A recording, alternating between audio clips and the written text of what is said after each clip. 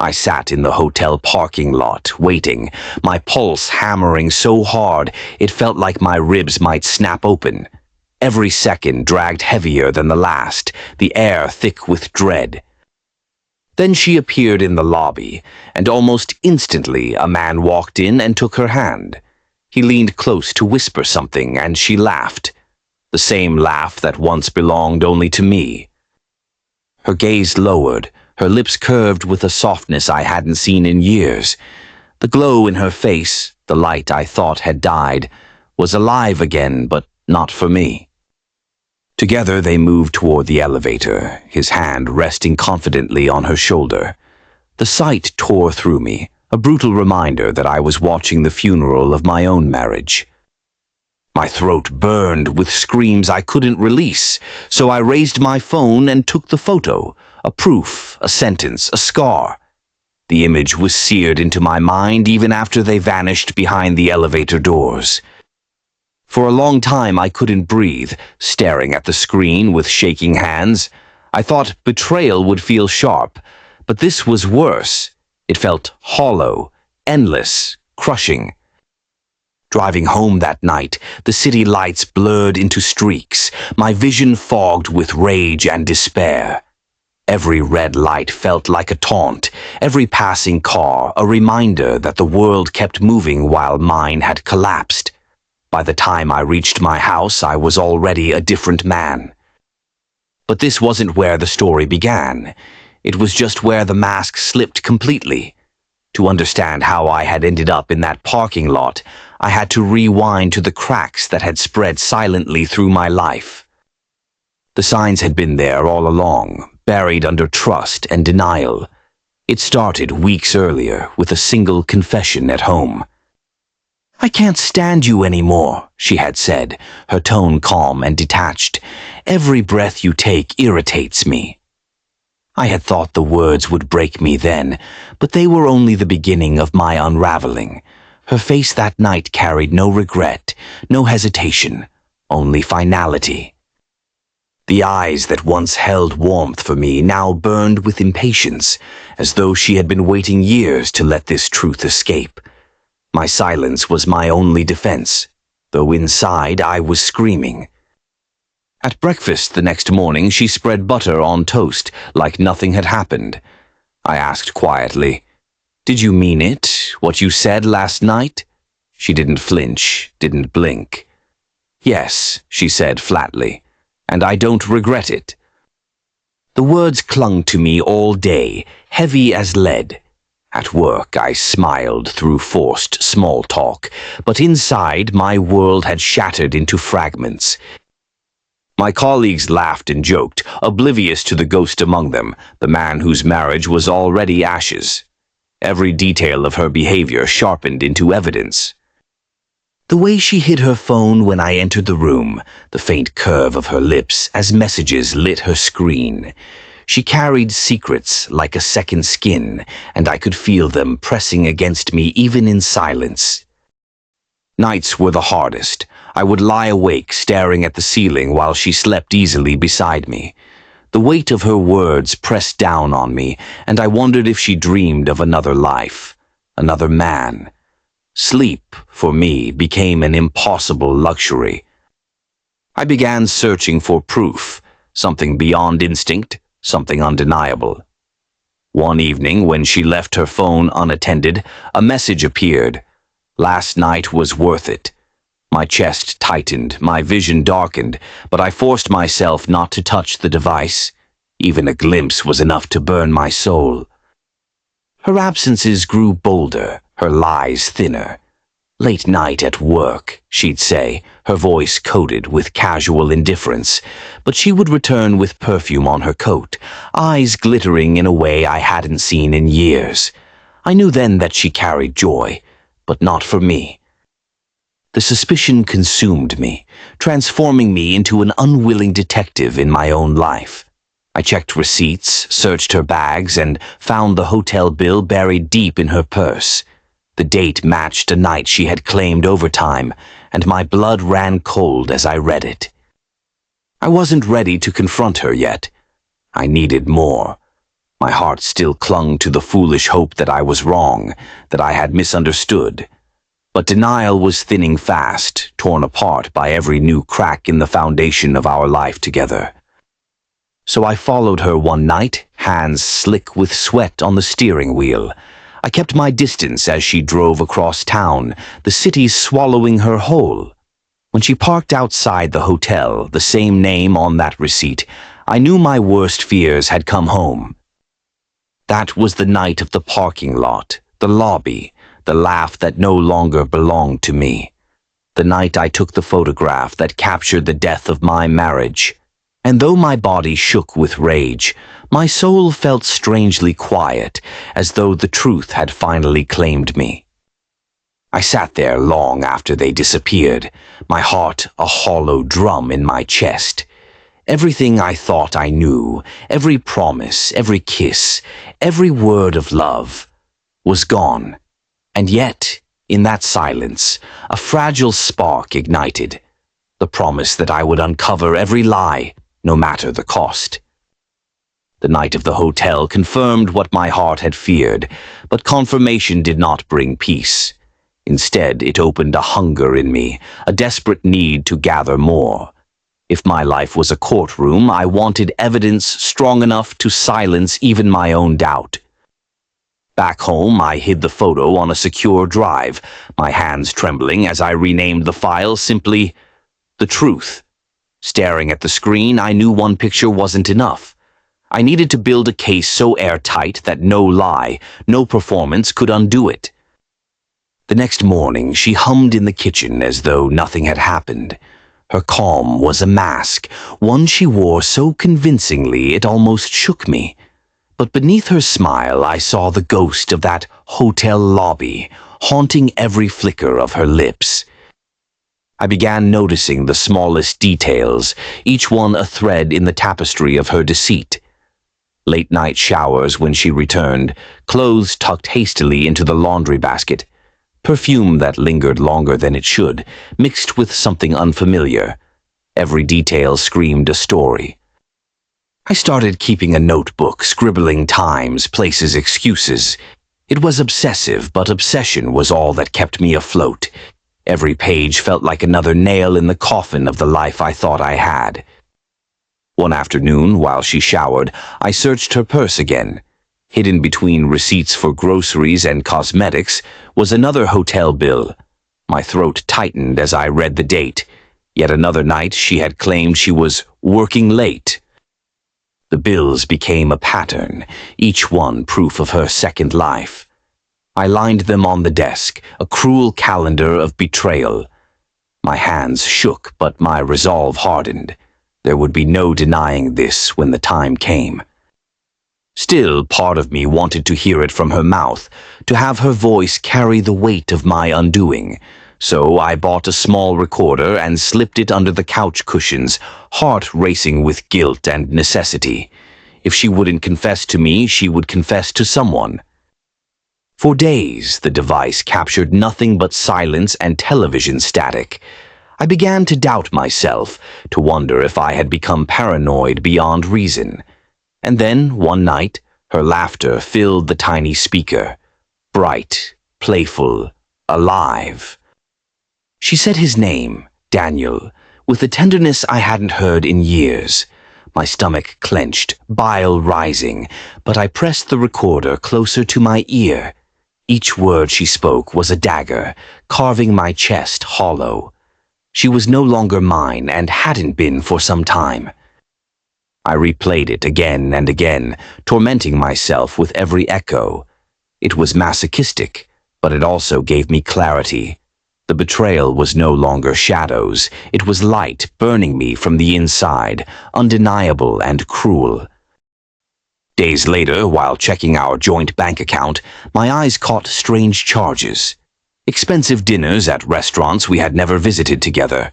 Withdrawals in odd amounts, carefully spread across weeks. My heart sank as the numbers screamed betrayal in ink. I printed the statements, lining them beside the hotel bills and photographs. Together they told a story more coherent than her lies. My marriage wasn't just broken. It was bleeding me dry in ways I hadn't even seen coming. Confrontation tempted me every night, but I held back. To rush would mean giving her space to twist, to deny, to perform. I wanted to leave her no room, no air, no possibility of escape. Only truth, undeniable and final. So I followed her again, this time with my phone camera ready. She left the office early, unaware of my car trailing behind. My pulse pounded as she drove not home, not to a friend, but straight to another hotel across town. Through the lens of my camera, I watched as she walked inside, her body language alive in a way it hadn't been for me in years. Minutes later, Daniel appeared, his presence casual, confident, practiced. They embraced briefly before disappearing inside. The shutter of my camera clicked, capturing the moment with brutal finality. This wasn't speculation or even whispers, it was a fact etched in pixels. My hand trembled, but for the first time, I felt the cold clarity of absolute proof. When she came home hours later, her hair slightly disheveled, her eyes glittering with a glow I hadn't seen in years, I remained silent. She kissed my cheek absently, as if playing the role of a wife on autopilot. Inside, my chest was fire and stone. At night, I laid the photos, the receipts, the recordings, and the bank statements across the table. Together, they formed a mosaic of betrayal, a cruel portrait of the woman I once believed was my forever. The weight of it bent my shoulders, but also straightened my spine. I was no longer just a victim drowning in silence. I was an investigator, a witness, and soon I would be the judge of my own freedom. The evidence ladder was complete, and at its top stood the truth. My marriage was dead, and she had killed it piece by piece. The evidence lay spread across the table like a battlefield of paper and pixels. Photos, receipts, recordings, and bank statements, all screaming the same truth. I stared at them for hours, my heart thudding with both pain and resolve. I knew I couldn't carry this storm alone anymore. Each night of silence had eaten away at me, turning me into a hollow shell. If I wanted to survive, I needed someone to stand beside me in this war. The first person I thought of was my brother, Adam, a lawyer with a sharp mind and an even sharper sense of justice. For years, he had been my voice of reason, the anchor when life pulled me under. My hands trembled as I dialed his number. He picked up on the second ring, his voice groggy from sleep, but instantly alert when he heard mine. I poured everything out, her words, the hotel, the recordings, the bills. For the first time in months, I didn't hold back. I didn't edit the truth. Silence stretched on the other end, heavy and suffocating. Then Adam spoke, his voice firm. "You can't let her keep destroying you. You've done the hardest part, gathering the truth. Now you have to decide how to use it." I swallowed hard, my throat aching with unspoken fears. "I don't want revenge," I whispered. "I just want to breathe again." Adam sighed, the weight of empathy clear in his tone. "Then it's time to take control of your life. Truth is your weapon now." That night I arranged the evidence in order, each piece a fragment of betrayal. Adam sat across from me, his sharp eyes scanning the documents, his jaw tightening with each new revelation. "This isn't just infidelity," he said. "This looks like financial exploitation." The word hit me like a hammer. Betrayal of love was one wound, but betrayal of trust with money was another. She hadn't only broken my heart, she was dismantling my future piece by piece. My sorrow turned to rage, burning hotter than before. Adam leaned forward, his voice steady and unyielding. "We can expose her. But once you do this, there's no turning back. She'll fight, she'll twist, she'll lie. But the truth is stronger." I nodded, feeling the first spark of determination in months. We planned carefully, quietly. Exposure wouldn't come in anger at home. It would come where masks couldn't survive. A place where witnesses would see, where lies would crumble under the weight of undeniable proof. So we organized a small dinner, inviting a few close friends and relatives. To her, it looked like nothing more than a casual evening, another social obligation. But for me, it was the stage where truth would finally break free. When she entered the room, she wore her practiced smile, her voice smooth, her steps graceful. To everyone else, she was the perfect wife, but to me, she was a performer in a play I had already seen backstage. I stayed calm, my mask now stronger than hers. Dinner passed in shallow conversation, laughter, and the clinking of glasses. But my chest was tight with anticipation, each passing second drawing me closer to the moment. Adam caught my eye, gave a small nod, and the air shifted like a storm approaching. I stood slowly, the room falling into silence. My heart pounded like a drum, but my voice was steady. "There's something I need to share tonight," I said, and the room leaned in with curiosity. Her smile faltered just slightly, and I saw fear flicker in her eyes. One by one, I laid the photos on the table, each image a dagger piercing the silence. Her with Daniel, the hotel lobby, the dinners she had claimed were work. Gasps filled the room, the air thick with disbelief and anger. She stiffened, her hand tightening around her wineglass until I thought it might shatter. "This isn't what it looks like," she whispered, but her voice cracked. Adam's voice cut through the tension like steel. "It's exactly what it looks like." I pressed play on the recorder, her laughter filling the room, her voice calling Daniel's name. Each word echoed like a confession, undeniable, final. The silence that followed was heavier than thunder, every eye in the room fixed on her crumbling mask. Her friends looked away, disgust and betrayal etched into their faces. My relatives shook their heads, their sympathy shifting toward me. She had been unmasked, her carefully constructed image torn apart in the harsh light of truth. I looked directly at her, my voice quiet but sharp enough to cut. "You said every breath I take suffocates you, but it wasn't me suffocating you, it was the weight of your own lies." The words hung in the air like a verdict, final and absolute. She opened her mouth to speak, but no words came. For the first time, she had no story, no performance, no escape. The room remained frozen, every sound swallowed by the weight of her silence. In that moment, I felt the chains on my chest loosen. But deep down, I knew this was not the end. She wouldn't collapse quietly. She would strike back. Her mask was shattered, but her will to fight was still alive.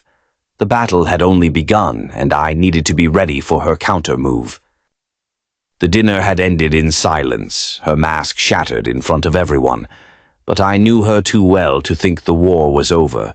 Shame might crush most people, but for her it only sparked vengeance. She would not surrender without striking back. The very next day, whispers began to spread like wildfire. Mutual friends reached out cautiously, repeating the lies she had planted. She told them I was cold, controlling, even abusive, painting me as a villain in her rewritten story. My jaw tightened as I read their messages, fury simmering beneath my skin. The woman who had torn my heart apart was now trying to steal my reputation too. But Adam's calm voice reminded me, she's playing with sympathy. Lies can't survive against truth. At home, she grew bolder, her words dripping with venom. "You think you've won?" she sneered one night, her eyes flashing with rage. "I'll take everything, the house, the money, even your dignity. You'll be left begging for scraps." Her threats stung, but her arrogance made her careless. One evening I returned quietly to find her pacing the living room. the phone pressed to her ear, her voice urgent, trembling and reckless with secrets. My pulse quickened as I hid in the shadows. She whispered about bank accounts, about transferring money, about vanishing before I could stop her. Yes, tomorrow morning. He doesn't suspect. I'll be gone before he realizes. My chest burned, but my fingers pressed record, capturing every damning word. When I handed the recording to Adam, his lips curved in a grim smile. "This is the final nail," he said. "Not just infidelity. She's conspiring to steal from you. No judge will side with her now." His certainty lit a fire of resolve inside me. We prepared the case meticulously, stacking the photos, receipts, bank statements, and recordings. Each piece of evidence was a stone in the fortress we were building. Inside its walls, I finally felt secure. For once, I was no longer the one on trial. The day she was served, her composure cracked like thin glass. She screamed, cursed, accused me of cruelty and betrayal, her voice wild with desperation. But behind the fury, I caught a glimpse of fear, and I knew the walls were closing in on her. The courtroom became our battleground, its air heavy with judgment. She walked in polished, her hair styled, her tears rehearsed to fall at the right moment. She spun tales of loneliness, of neglect, of being trapped in a loveless cage. For a moment the room leaned toward her, moved by her trembling voice. But then Adam rose, his voice steady as a blade. One by one he laid out the documents, the hotel bills, the photographs. Each proof cut through her story like lightning splitting the sky.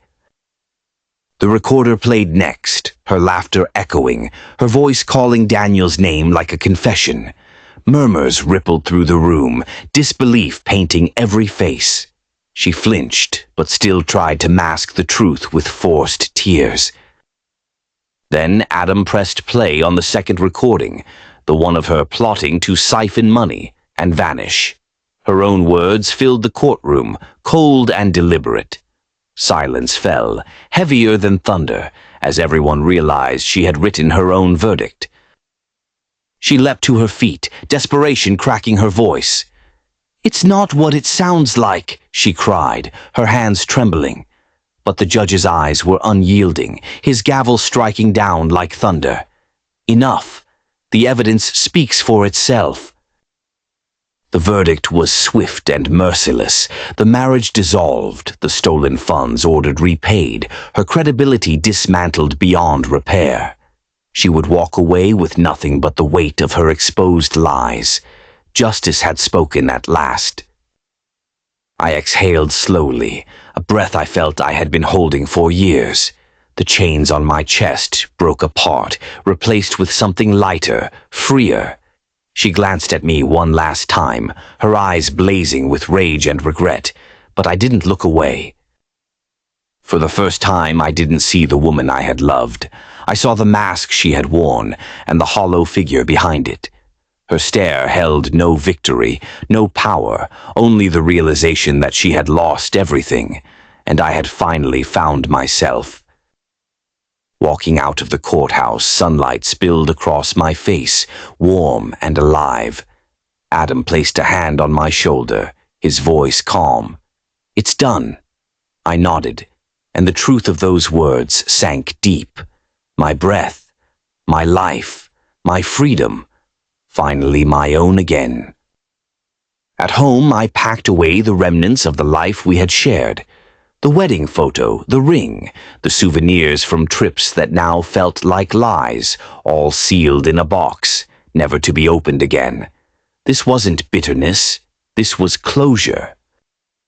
I stood in the living room, the same space where her words had once shattered me. Now it felt lighter, as if the air itself had been cleansed of her deceit. I whispered to the silence, "It's over." And for the first time, silence comforted me. That evening, I stepped outside, the cool air brushing against my skin. The horizon glowed with fading sunlight, the end of one story and the fragile beginning of another. For the first time in years, the future didn't feel like a trap. It felt like freedom. I walked down the street, each step unshackled, each breath a reminder that I had survived. Betrayal had scarred me, but it hadn't broken me. My story was no longer about loss. It was about becoming the man I was always meant to be.